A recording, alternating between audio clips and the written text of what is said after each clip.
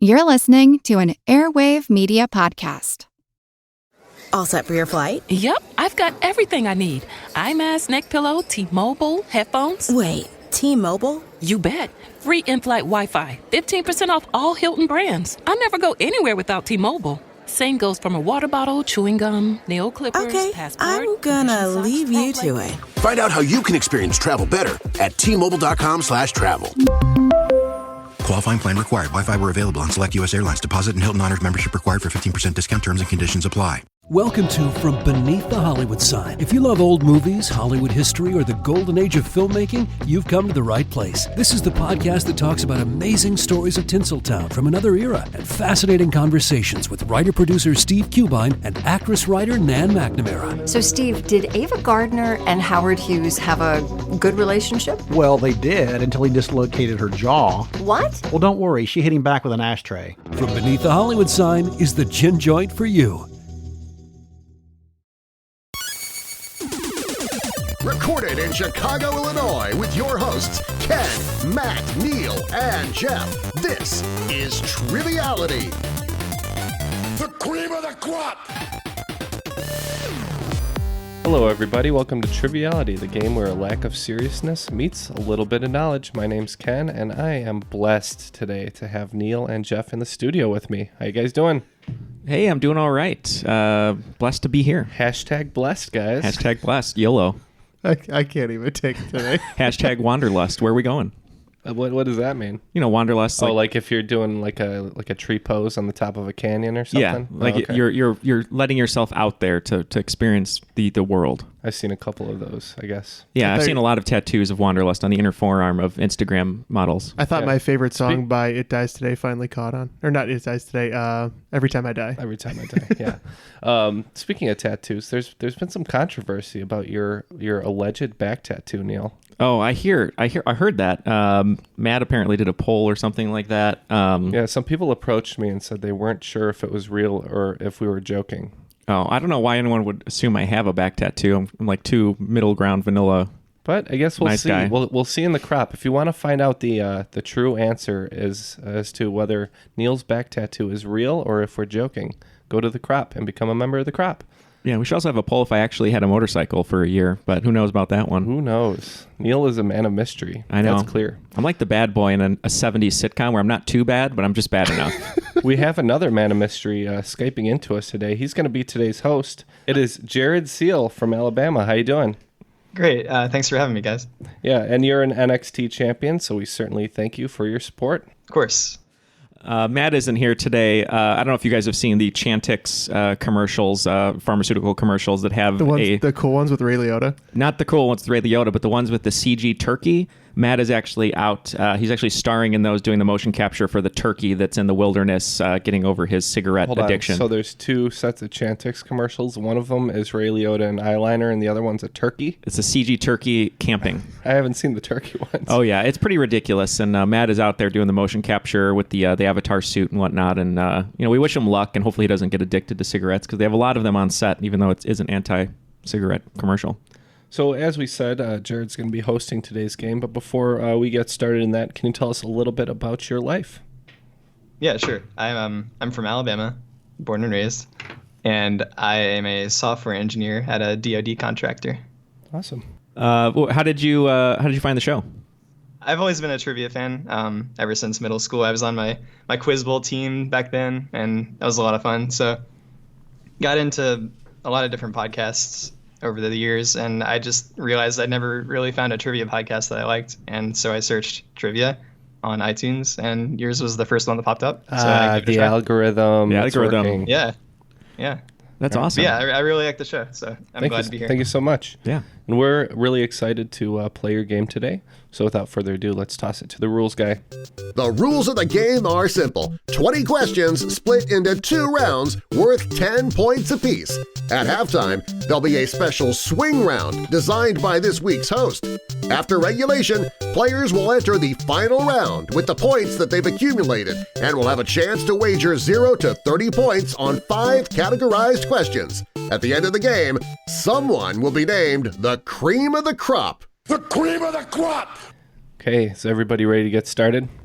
Yeah, I think we're doing a 3-for-all, old school 3-for-all. Yeah. Jeff, Neil, and Ken versus each other. Jeff, you ready? I am. Are you ready? Are you ready? But only on the condition that the winner is the only one who leaves this room. Fair. Okay, All right. I'm down with that. Ooh. It's a cage match. Yeah, and I live here, so I guess I don't have to leave the room. All right, take it away, Jared. All right. Question 1. We're going to get things started off with a space question. Located about 2.5 million light years away from Earth, what major galaxy is the closest to the Milky Way?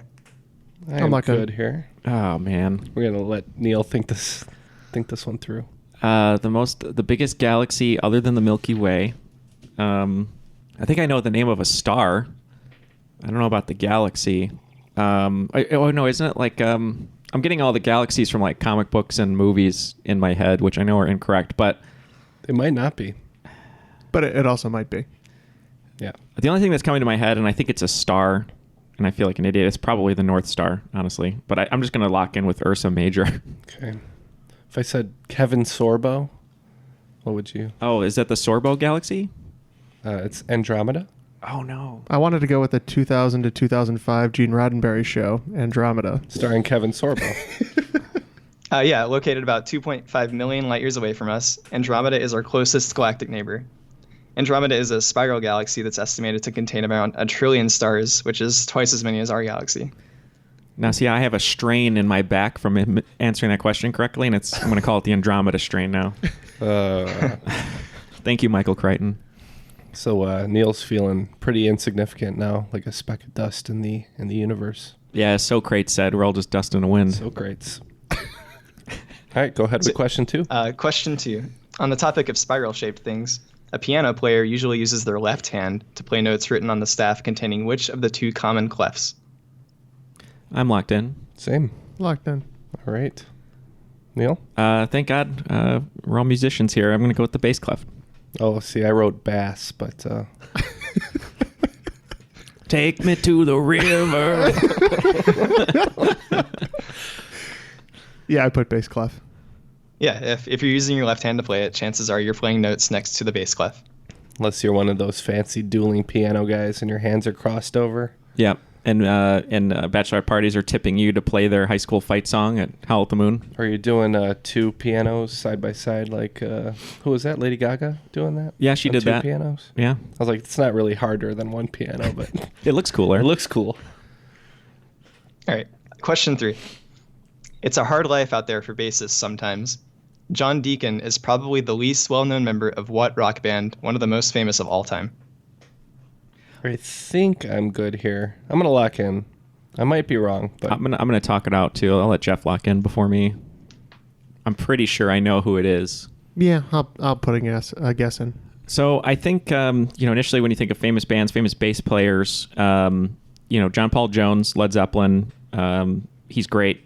I believe John Deacon, he was in a movie, and I can't remember if maybe it was Tommy or something else, but no, that's Peter Elswissel. Is that the Who's? Darn it, now I thought John Deacon was the Who's bass player. That might be Peter Elswissel, or whatever, however you say his name.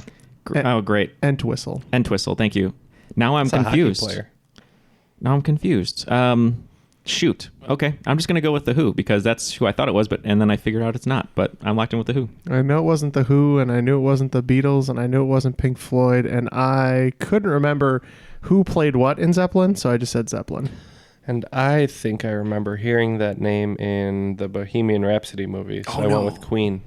All right. Maybe best known for his iconic opening riff in Another One Bites the Dust, John Deacon was the bassist for Queen. But who is the guitarist for Rush? Does anybody remember? Alex Lifeson? Is that right? Is May the guitarist for... Yeah, May is guitarist Brian for Queen. May. Brian May. It's so funny because we saw Bohemian Rhapsody. I just saw Rocket Man last night, which I loved, but... it looks good. I should have remembered because John Deacon is played by... I can't remember his name right now, but the kid from Jurassic Park. Oh, John Deacon. Oh, in Bohemian Rhapsody, right? yeah. He's like yeah. That's right. I looked up the cast. I was like, wait a minute. Yeah, because I guess apparently he's like best or really good friends with Rami Malek, like since they were kids. I just remember that one part where Freddie Mercury leaves the band for a while, and he says, "He left us. He left us." Oh man. All right. Question 4. Some of Queen's most famous songs, like Somebody to Love and Bohemian Rhapsody, appear on their albums A Day at the Races and A Night at the Opera. These album titles are references to two 1930s films starring what family comedy act? I am locked in. See, I knew that one. I am locked in too. Family comedy act. Yeah, you're a huge Kevin James fan. Ugh. That's why you bought a Segway and you ride it around the studio. No, I do that for other reasons. Mostly just to feel tall. It's the Triviality Family Comedy Hour. God, just imagine us on Family Feud. I auditioned for Family Feud with my family at one point. Holy That does not surprise me. And that it would be was so good. I thought we would have been really good, and we answered the questions correctly. But the thing was, the person who was there, they had like a hype man, and you ran through a fake, I don't know, category or whatever, like 100 things, blah blah blah. And there's all these families there, and they every other second were like, more energy, more energy. So it was insanity. Every time we went up there, it was just more energy. And it was like, all right, Steve, I got the answer, Steve. Like, I was so beside myself. Was your like, brother there? He was there. And he had to go, yeah, all right, I know the answer. And it was like, we were not ourselves. And just imagine any family that you know that is just, times 10, like over the top. You had to be 3 times that energy. And I just couldn't do it. Like, we felt like idiots. Wow. Yeah. And we didn't get on, obviously, but. Obviously. Because I would have the recording of this. Yes. Right. But Jeff. I don't know. So I know he has other famous family members. So I said Chaplin. Okay. Well, speaking of Family Feud, Steve Harvey was known for his mustache, and so was the leader of this family, Groucho Marx. So he's the Marx Brothers. Yeah, you got Harpo and Nilo and Jeffo. And Oprah. And I said the Marx Brothers. Yeah, A Night at the Opera came out in 1935, and A Day at the Races came out in 1937, and they featured the Marx Brothers. Cool. Now, Ken ruined my next question a little bit just then. Sorry. Okay, so you said Harpo, right? Yeah. All right. Question number 5. Everyone knows Groucho and now Harpo, but can any of you name a single other Marx brother by their stage name? I was going to keep going and say some more, but you don't know anymore. I'm glad I said Nilo and Jeffo instead. Or maybe you just don't know anymore. Don't I? Oh, I don't know. I'm locked in though. You're locked in. Ken's locked in. I'm going to lock in with Zappo Marx. Zappo with an A. Yeah. Like the shoe company. Well, you were close. Jeff, you want to go first? Yeah, I said Karl Marx. the real comedian. He was the least funny Marx brother. I said Zeppo.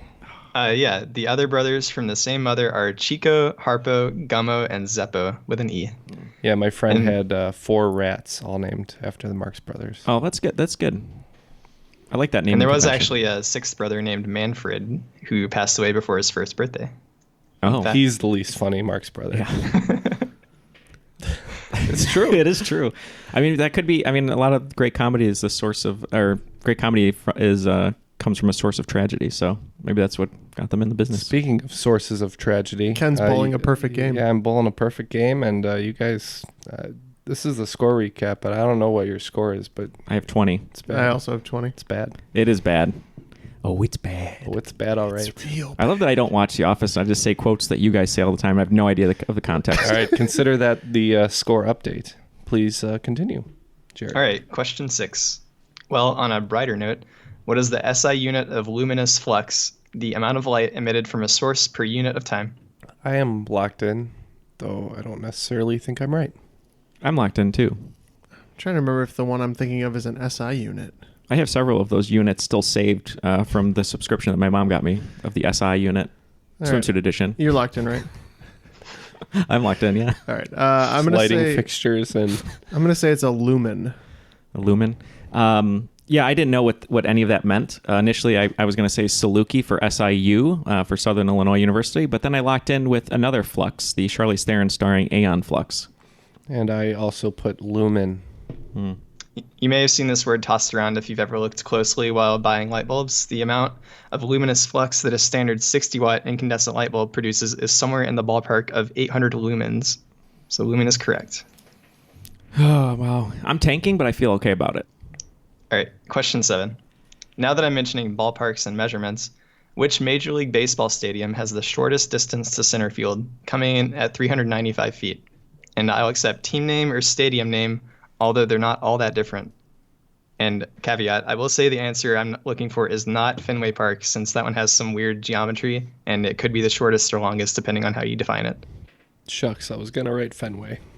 This is a great question because I used to know this, who had the shortest, because everyone would always talk about having home runs there, but then they're like, well, it is the shortest field. I was looking at a graph the other day of all the baseball stadiums overlapped for like, they were all aligned at home plate, and then you could see like the different outlines of all the I think stadium it's very shapes. strange that baseball is the only sport that's not like regulated. So, as far as the field size. Yeah, you think they'd all be one size. Because when I used to play baseball as a kid, we'd go to different fields, and like the one kid would hit home runs because the field was so short, but then he'd go to like a normal size field, and he would never even get close to home runs. That's sort of the argument totally with baseball, screw though. up your stats. It should. I mean, I don't know. Well, yeah, as far as like, if you have the home field advantage of being a good slugger in a shorter field, yes, career-wise you'll have better stats. But as far as like game wins, I mean, you're playing in the same stadium, so the argument is like if your slugger can hit a home run, But so can the away so team. and so has the maximum amount of home runs or whatever. But maybe they just had a natural advantage because their home field is shorter. Or maybe like with Candlestick, like the wind would carry it out or whatever. Yeah. Well, I'm locked in here. Are the Marlins a baseball team? They are. I'm going to go with that. He said that you're locked into. I'm locked in, yeah. He said that the stadium and the team name isn't very different. Yeah. So I was trying to figure out if it was Yankee Stadium or maybe Dodger Stadium. But I went Yankee Stadium. And I don't know the names of stadiums, so I said Marlins Stadium. Yeah, along with the question that Jared gave us, I thought of my two quantifiers where it would be an old stadium because they wouldn't have elongated it. So I know Dodger Stadium is known as Dodger Stadium, and it's really old, so I went Dodger Stadium. The oldest MLB stadium west of the Mississippi River, it is Dodger Stadium, home of the LA Dodgers.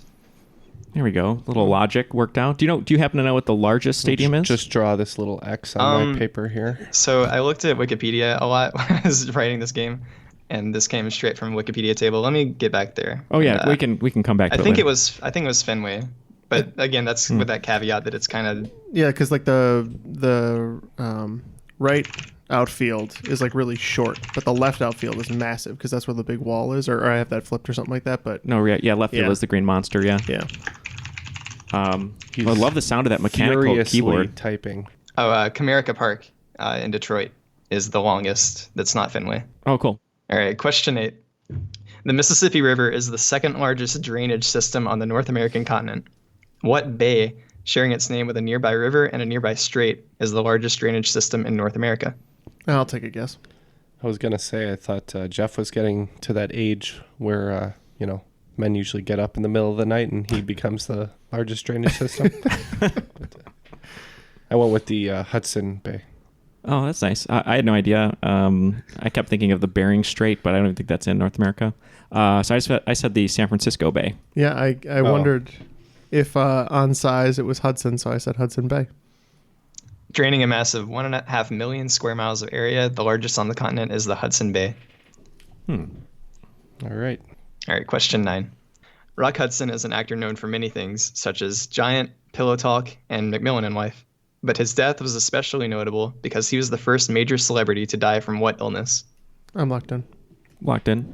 Oh, that question. I was lost on that question, but then it came around to something that triggered a memory. I think he died of AIDS. Is that right? Mm-hmm. Yep, died of AIDS. Yep, I said AIDS. Yeah, just a couple years after it began its prominence in the U.S., Rock Hudson died from AIDS-related complications at the age of 59. Yeah, he really pushed it into the conversation in the forefront. Okay, question 10. First aid is a subject that encompasses many practices, one of the most well-known being CPR. What does CPR stand for? I'm locked in. I think I'm still certified for adults and children. Are you certified if you can't even say what it stands for? I think so. I do know. Lose your certification? I don't know, but this is what I'll tell you though, and this is what I learned. Speaking of Queen, if you do your compressions to the beats per minute of Another One Bites the Dust, that is the correct 110, I believe, beats per measure. It's pretty negative though. another. Staying alive is a much better one. Has the same BPM. Yeah, you could do. But a much more positive message. I guess that's true. Yeah. Depending on how the CPR is going, you can switch it up. Imagine you're standing over you're over somebody, Neil, and you're administering CPR, and you're singing "Another One Bites the Dust," and another one does, and another one does, and it's like, how many people? Yeah, and then the person wakes up. They're like, just stop singing. I'm alive. I think I'm locked in. Compression, persistent respiration. Okay. I think, I could be wrong. I think it is cardiac pulmonary resuscitation. There you go. I also said some form of that. I said cardiopulmonary resuscitation. Having to do with acting as the heart and lungs for person in need, CPR stands for cardiopulmonary resuscitation. Good job, guys. Oh, man. I feel really good about that. I don't know about you guys, but every time I do CPR on somebody, I like to do it to my favorite math rock song. So I do like 5 quick compressions of 5 and then 2 slower ones at 2 and then another set of 3. You just like changing the time signature? Yeah, right. And BPM. You got to keep people on their toes, even if they are dying. Well, they're on their backs. Yeah. They're dying. They're like, this isn't technical enough. That would be me. I'd like to request a progressive rock, please. You shout at the person, stop vacillating between 108 and 112. Yeah, right. Anyways, score recap for the first round. I had a pretty prominent performance. I'm at 80 points. How about you guys? I'm batting 50%, which, some of those questions were in my wheelhouse, some were not, and I feel pretty good about it. Not bad. I was pulling away at the start, but you're creeping up on me. How about you? Yeah, after missing 3 in a row in the first half, I ended up with 60. So. All right. So Ken in first place with 80, Jeff in second with 60, and Neil bringing up the rear with 50. 50, yeah. All right. Let's go on to the swing round. Okay. The theme for this swing round is bones. For this swing round, I'm going to give you the medical name for a bone or a group of bones in the body. All you have to do, I see Jeff fist pumping there. Yeah. All you have to do is give me the common name for it, or the body part most closely associated with it. Feel pretty good, and too. be as specific as you can. For instance, arm or leg will not be enough. Okay. So, 1, patella. 2, ulna. 3, coxal. 4, scapula. 5, the metatarsals. 6, the vertebral column. 7, malleus, incus, and stapes. 8, clavicle. 9, tibia. And 10, mandible. All right, so we're going to think about these for a couple minutes here. I see Neil's actually writing on a Batman comic book today. What book is that? Yeah, it's Frank Miller, Batman Dark Knight Returns. You're actually a pretty big Batman fan, aren't you? I am a pretty big Batman fan. It's pretty funny. I've dressed up as Batman a few different times when I was a kid, and then again last week. And every night. Currently in studio. It's pretty weird. So in college, actually, it was, I believe it was for Halloween. I think it was 2004. Yeah, because 2003, I dressed up as... Wait, is this a Neil story? I guess it would be a Neil story, yeah. Yes. So it was 2004, because 2003, I dressed up as Justin Timberlake from the Justified album tour. And the way that the way that you knew it was from the tour is I wore a fedora and a jean jacket. So I was Justin Timberlake 2003. So 2004... I was Batman, and this story is going to revolve around Pita Pit a little bit because you guys know how much I like Pita Pit. A lot of great stories. But I dressed up as Batman, and it was a kid's costume. It was a very tight toddler costume. That's why I wore it. And I put it on, and it looked pretty ridiculous. And all the people on my floor were saying, oh, it would be funny. You should put a bunch of socks in the tight pants of the Batman outfit, and you'll have a Batman bulge. So I did it. Wait, you didn't already have that from wearing a toddler-sized costume? Well, it was just expanded. So we put a bunch of socks down there. Did you have the bat nipples? It did. It was the Batman Beyond costume, which is black with the red. And so no nipples. So no nipples. So we put a bunch of socks in there. We went up and down the floor. All the people on the floor took pictures because they were all wasted already, and they were, poking the bulge. And we went out to a party. Went to a house party, and I hadn't really had alcohol because I didn't like the taste of beer. So I get to the door, and the guy is in a tux, and he said, what do you want to drink? And I said, I don't drink beer. And he said, all right, well, I have Captain Morgan. And I said, okay, well, just give me something so it doesn't look like I'm not drinking. So he gave me a full red Solo cup full of Captain Morgan. Oh, that'll get the job done. And I'd never had it before. And I was like, I guess I'd just drink it straight because what's it going to do, right? So I drank it in about 20 minutes. And I was just, inebriated beyond compare. And I was, walking around this party dressed as Batman. And I went to the basement. And my friend was dressed as Minnie Mouse, and she was in the bathroom. She said, come to the bathroom because you drank too much. So we're both in the bathroom at the same time. And like a little kid, because I was dressed as a little kid and I was drunk, I just completely pulled my pants down, went to the bathroom, and I said, oh, great, I feel better now. Somebody arrest this man. So I got dressed again, and we leave the party. It's about 1 a.m., and it's me, Minnie Mouse, and a deviled egg. And we're walking down the street. And all of a sudden, these... That old joke. These people come up. It was a guy dressed as the Trix Rabbit and another guy dressed as a serial killer, quote unquote. He's a big cereal box with knives. So they come up and my friend goes, hey, Batman's here. He's got a Batman bulge. You have to touch it. Everyone's been touching it, taking pictures. The one guy goes, Batman bulge. And then he punches me as hard as he can in the crotch. And if you remember, when I went to the bathroom like a little kid, I dropped my pants, so all of the socks are now not in my pants. So he hits me straight in the crotch. So you lost all your padding. I lost all my padding. I was on the floor, almost threw up. My friends decided it wasn't worth waiting for me, so they left. And I said, the only thing that's going to make me feel better is to get Pita Pit. So I went to Pita Pit, college, fast casual place, blacked out. All I remember is there was a sumo wrestler behind the counter taking my order. I blacked out again. I woke up about 3 a.m., and I was eating a pita, no joke, 100% true, with someone dressed as Catwoman across from me. And we both kind of nodded and ate our pitas in silence, knowing what the situation was, and enjoyed it. So there you go. Good job, Neil. A lot more details there, but I had to... It's the most ridiculous story. Oh. You got to dig deep for these Neil stories these days, huh? I know. A lot of details, but I got to make them somewhat PG. All right. Well, with that, I think we've had enough time to think about these answers and think about our life choices. So let's go ahead and recap the swing round, and we'll give our answers. All right, sure. Number 1 was patella. So for that one, I said kneecap. Yep, I said knee. Yep, I said kneecap. Yeah, that's right. Cool. Number 2, ulna. So I've broken this. It is the forearm. Ooh, I said wrist.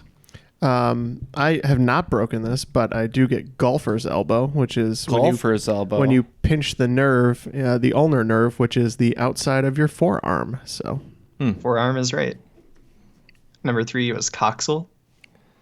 Yeah, I thought this was the same as a coccyx, so I said tailbone, but maybe I'm wrong. I thought the same thing, so I said tailbone as well. I was pretty sure it wasn't the tailbone, but I guess something close, so I said maybe it's the name for the pelvis. Pelvis is the name for the pelvis. Yeah, the hip bone or pelvis. Really? Wow. So basically when you want to like shake your coccyx would be shake your tail feather, but shake your coxal would be shake your hips. Yep. Okay. The Shakira's Coxal Don't Lie.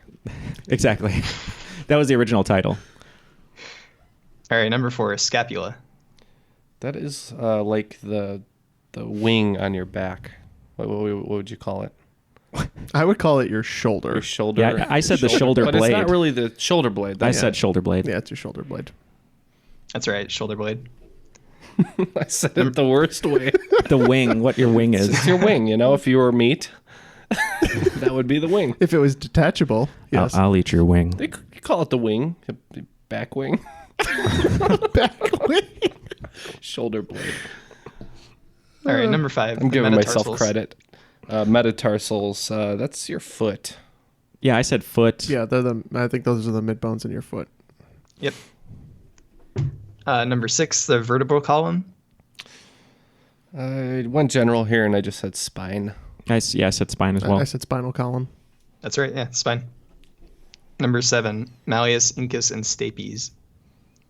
So those are the ear bones, I believe. I think they're commonly called the hammer, anvil, and stirrup. Oh, I should have went that way. I thought malleus, incus, and stapes were all members of Slytherin. I just put fingers. No, those are the 3 bones that make the inner ear. Yeah, Ken and Jeff nailed it there. Oh, that cereal guy hit my malleus, incus, and stapes very hard. Is that what you call them? Yeah. Number 8, you guys were talking about this one a lot, so I think you got it. The clavicle. Yeah, great song by Alkaline Trio.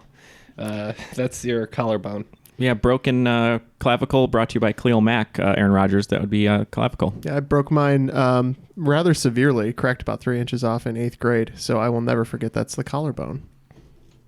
All right. Number 9, tibia. This, I believe, is basically in your lower leg, so I put shin.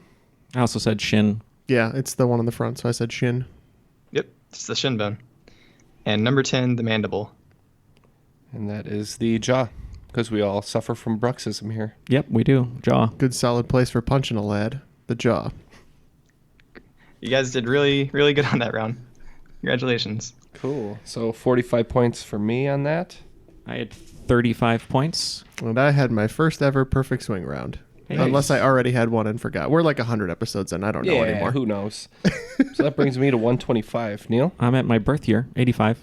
And I am up to 110. All right. So Jeff's creeping up on me here. I got to keep an eye on him. Let's go into round 2. All right. Round 2, question 1. After that swing round, anyone down from a game of bones? In a standard double 6 dominoes set, if you were to count up all the dots on all the tiles, what would the total be? And I'll give you a lenience of plus or minus 2.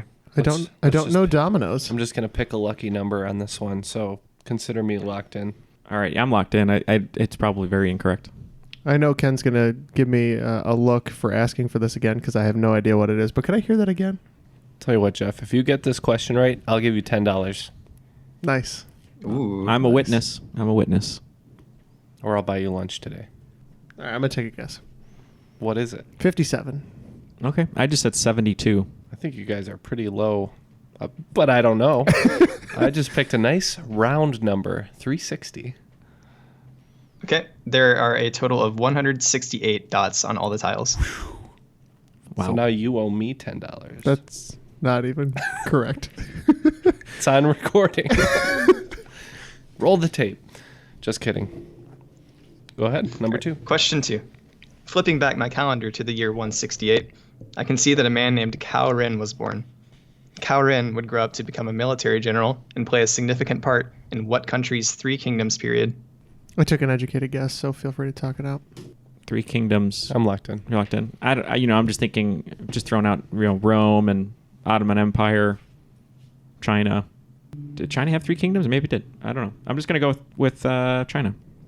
Yeah, I was thinking about China, but Jeff didn't seem to lock in fast. He knows a lot about Chinese history, and the name didn't ring especially Chinese to me. So I said Mongolia, but I don't know.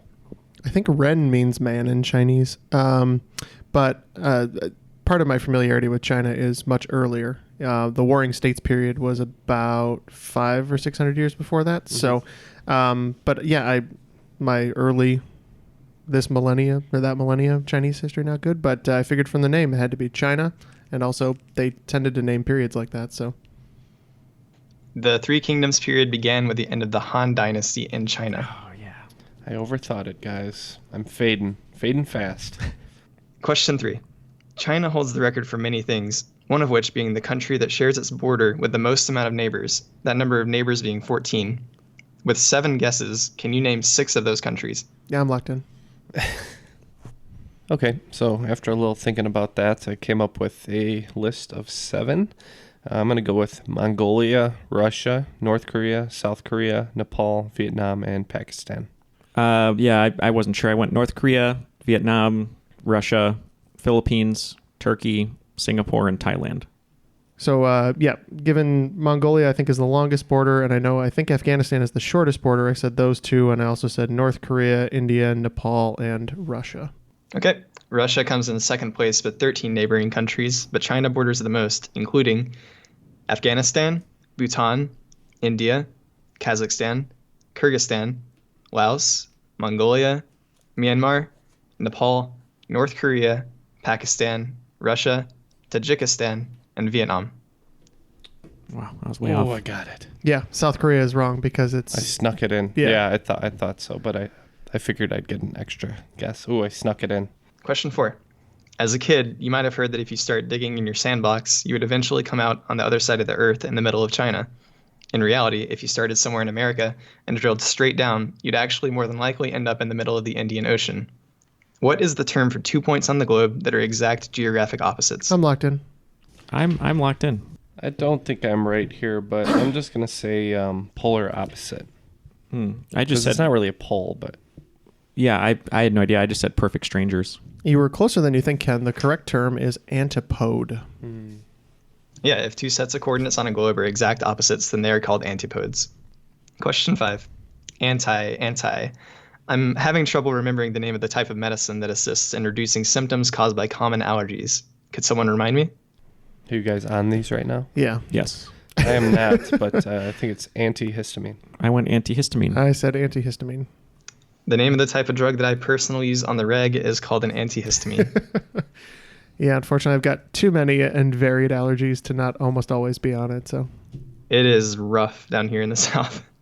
Yeah, it's getting rough up here too. So I'm sure. All right, that brings me to 145 after 5 questions in round 2. Yep, I'm up to only 105, so still far behind. Jeff? I have 150. You son of a gun. All right, question 6. Over the years, video games have encompassed virtually every genre of fiction imaginable, but games set in medical dramas are definitely on the rarer side. There is at least one notable series, named after a type of hospital, with titles such as Under the Knife for the Nintendo DS and Second Opinion for the Wii, that was popular in the mid-2000s. Can you name this series? Are these the games we played with the hands doing surgery or no? It's possible. Or that was Wii, I think, right?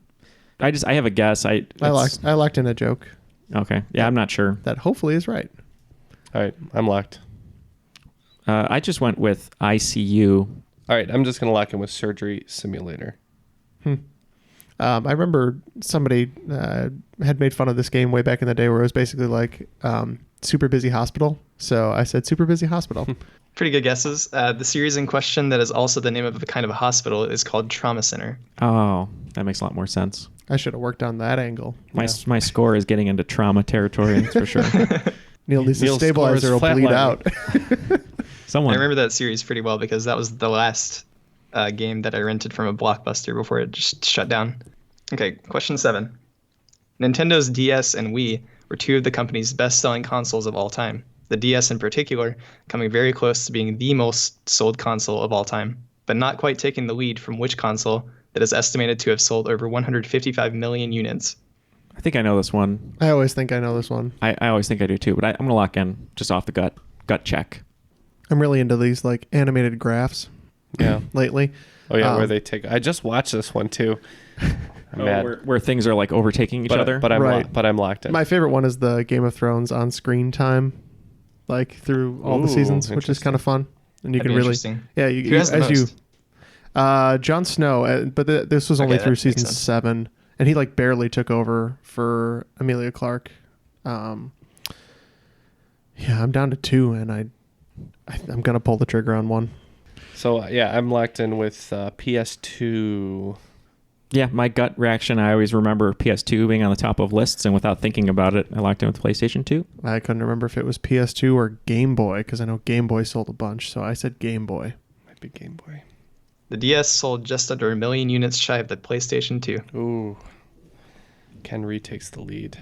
If you were looking at one of those video graphs, you'd see me just overtake. You guys are just going back and forth. Right. Question 8. The PlayStation brand is far from the only success Sony has seen over the years. Back in the mid-2000s, Sony found itself in a battle for dominance on the digital home video market, eventually succeeding in passing what product with their own Blu-ray technology? Locked in. And some might say, very specifically our friend Ryan, that this technology that it passed is far superior to the Blu-ray, even though it is completely gone. Didn't it have worse video quality though? I think it just debatable. It just didn't have the weird interlacing problem that Blu-ray has sometimes. No, Blu-ray didn't have an interlacing problem. That's all TV. That was on the TV side. I think a lot of it was just licensing and what studios, they just ended up going with Sony probably because it was a studio rather than... Or was he just more excited about the fact that you could get more adult things on this probably. medium? I think Ryan just liked the red cases instead of the blue cases. Yeah. I think we're all circling the same answer here, which I locked in with HD DVD. Yep, same here. I remember you could get it as an attachment for your Xbox 360. I said HD DVD. Lasting from 2006 to early 2008, the bloodless, high-definition optical disc format war ended when Toshiba announced that they would stop manufacturing their HD DVD players. R.I.P. I remember the big argument was like people thought HD DVD on the same logic as VHS would take over because like Beta died out and it was like a better format like Blu-ray was. Well, it was pretty much the same. It's just marketing, I guess. Question 9. It's hard to say whether we would have had access to all of Japan's technological innovations if a certain U.S. Commodore hadn't played an important role in ending Japan's isolationist policies and opening up trade with them. Most of the heavy lifting of this effort took place in early 1854 when he showed up with 8 warships and asserted that he would not leave until Japan signed a treaty. Who was this man who helped us become friends of sorts with Japan? Locked in. Wow. Was this a movie or no? You don't have to tell me, It's but been featured in different stuff. Like that character? Jeff is dead in the studio. Jeff is very upset, and I know exactly why. He's upset because he currently can't remember with certitude what the answer is. But he should know it. He's a Commodore, right? Mm-hmm. So he's not a modern Major General. Commodore. One of my favorite songs from Pirates of Penzance. And probably the only song from Pirates of Penzance that you know. I'm locked in. Ugh. I feel like I'm going to know it when I hear it. It's not Nathan Algren, who was the character Tom Cruise played in The Last Samurai. That is correct. I'm hoping to remember, so I'm going to talk about this anyways. But there's a funny episode at the end of one of my favorite series, Samurai Champloo. It's an anime, where the Americans come basically to do the treaty, and their version of this is they do like a really hilarious baseball game, which is, it's in like an 1880s Japan era setting, but it's just the most ridiculous thing. I kind of realized that show takes place over like a 200-year span of history it does, due to the anachronisms, which is kind of interesting, fun. Yeah. I've got a name in my head that I can't get out, and I just don't know if it's right, but I'll lock it in. I'll start with my incorrect answer. I just went with Pinafore from the HMS Pinafore. I think you got the right letter. Yeah, this is not the guy who stars in Friends, but I went with Perry. I too went Commodore Perry. Yeah, this man was not exactly a Chandler Bing, but he was a Matthew Perry. I also want to plug another great video, which is The History of Japan by Bill Wirtz, because there's a very funny scene where they talk about the Americans coming to trade. They have boats with guns. And that was the end of the Dutch... what's it called? Dutch... yeah, they had like an exclusionary period, but they only really traded at like a couple distinct ports. It was a very restricted, but yeah. In question number 10. In the book of Matthew and the Bible, it is said that Judas Iscariot conspired against Jesus and handed him over for a sum of money. What was he paid for doing this? I'm locked in. Although I don't remember if I have the right ransom amount. Yeah. Or if this was a different biblical story that I'm confusing. I know I've heard this. I know it's like not a lot of money or whatever, I think, because they're always like, Jesus was worth more than 2 shillings or whatever. But 2 pounds sterling. But for some reason, all I couldn't get out of my head was the British currency, and I just said that he traded over his life for 7 pounds of either flesh or pounds, British pounds. Isn't that the Will Smith movie? Yes. I said 40 pieces of silver. Yeah, I couldn't remember the amount. I thought it was either 20 pieces of silver or 30 pieces of silver, and I went with 20 pieces. The chief priest agreed to pay Judas 30 pieces of silver for betraying Jesus. And by today's estimates, that's only about $200. You're right. It's a very small amount. At the end of that round and regulation, seems I've crawled my way up to 175. How about you, Jeff? I had the lead for a brief moment, and I'm back down 170. Yeah, I'm far behind at 125. All right, let's go into the final round and get the final round categories. All right, categories in today's final round are soap operas, Shakespeare, mythology, the Marvel Cinematic Universe, and NFL. All right, seems all the wagers are locked in now, so let's get the questions. All right, question 1 in the category of soap operas.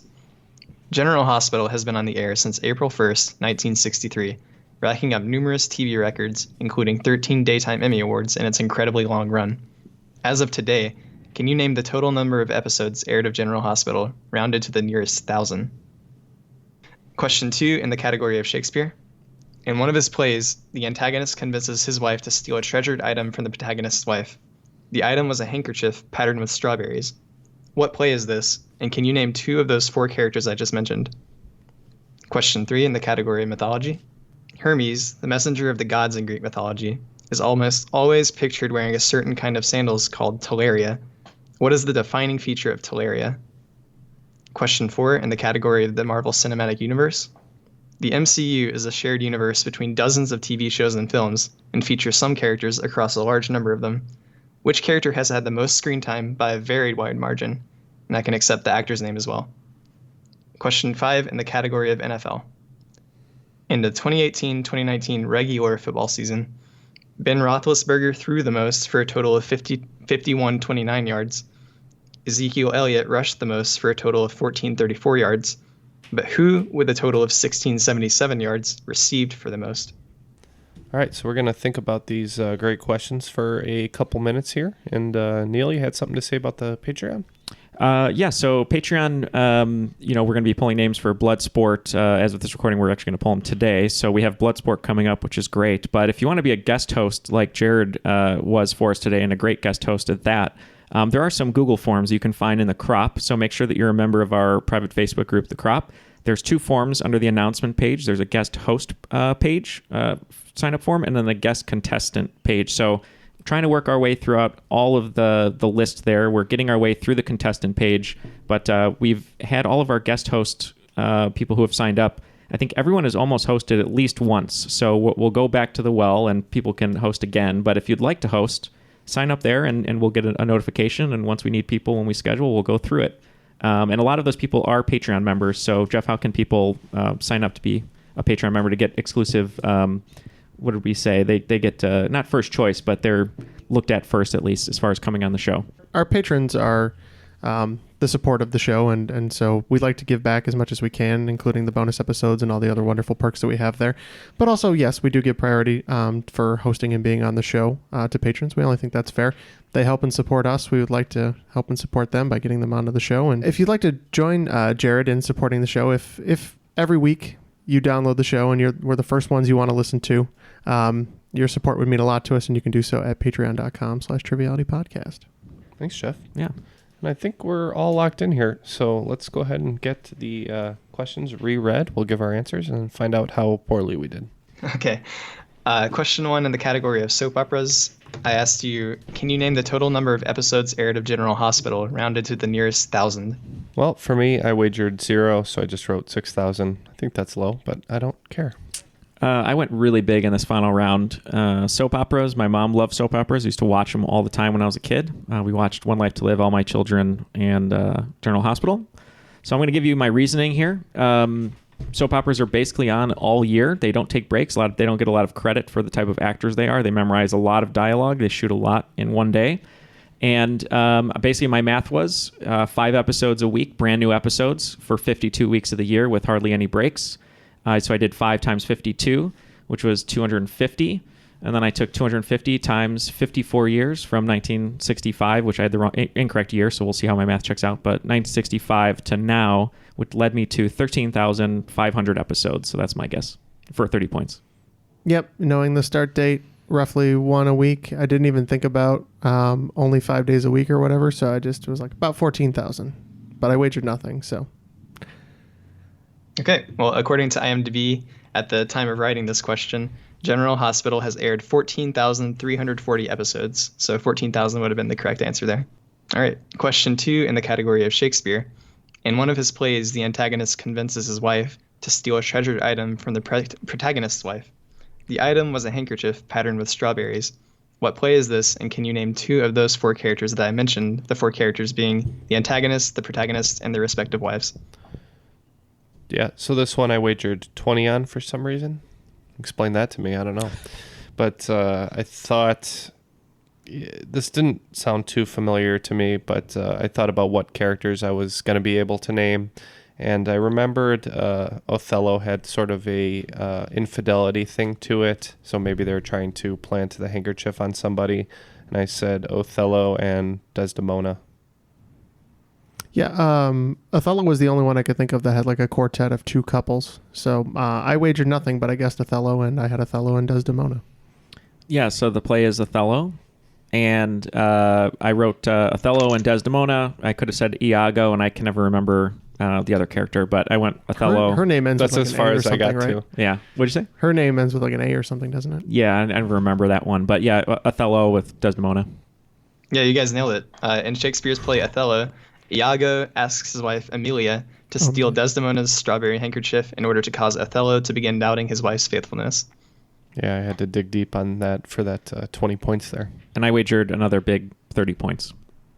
Nice. Okay. All right. Question 3 in the category of mythology. Hermes, the messenger of the gods in Greek mythology, is always pictured wearing a certain kind of sandals called talaria. What is the defining feature of talaria? I think you're looking for the wings that are on the heel there, and I wagered 30 points.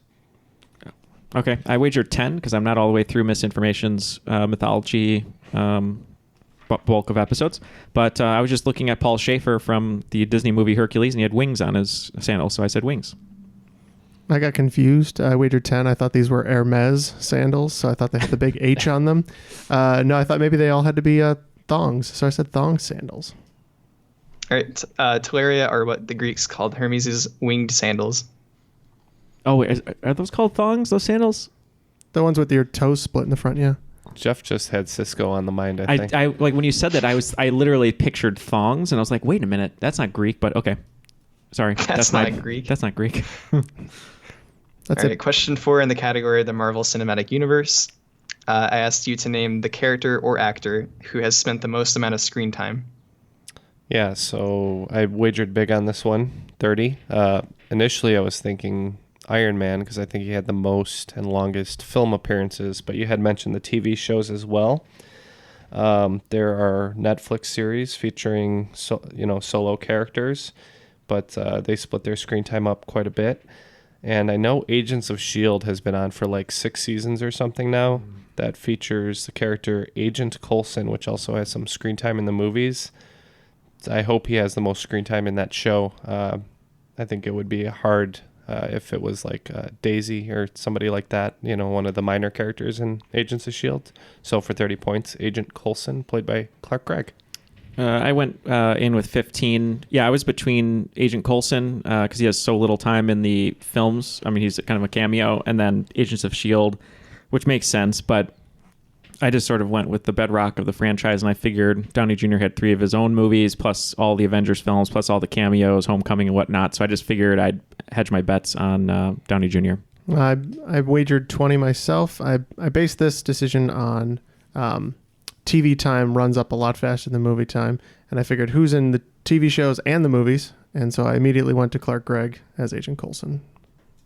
Yeah, I think RDJ has the most amount of movies appeared in, but thanks to his starring role in Agents of S.H.I.E.L.D., actor Clark Gregg, portraying Agent Phil Coulson, has had the most screen time in the MCU by quite a bit, appearing in over 100 episodes of Agents of S.H.I.E.L.D. and 5 films and a few shorts here and there. Yeah. All right, question 5 in the category of NFL.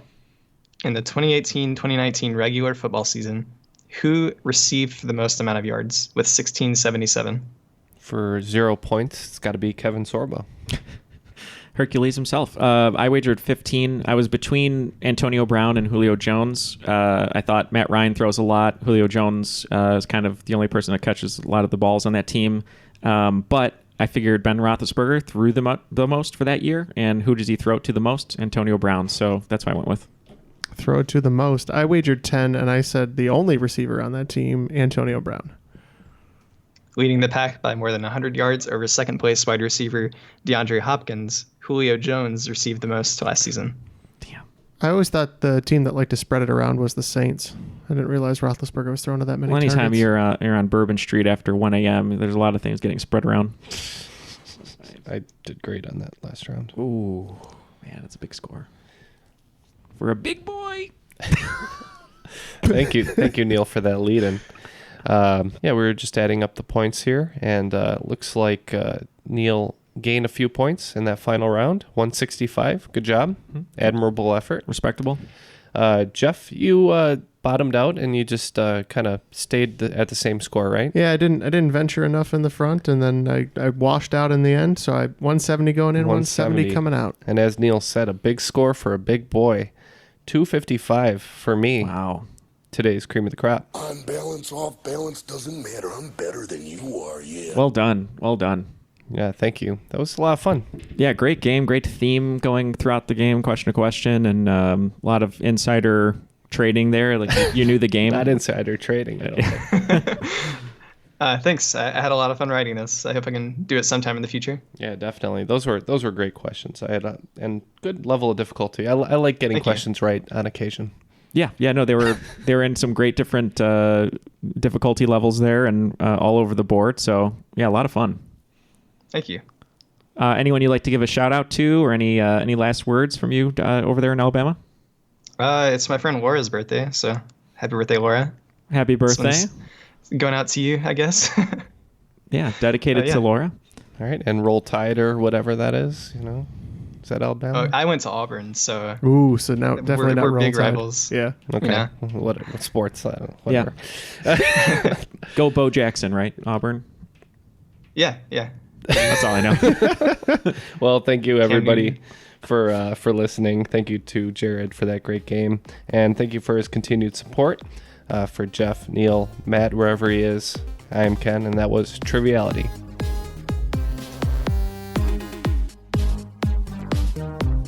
Ryan also loves DVHS, which is like a big, thick VHS tape. He forced us to watch one of those one time. Yeah. He loves dead formats. Just anything that's dead. Latin. Loves it. Yep. Scrolls.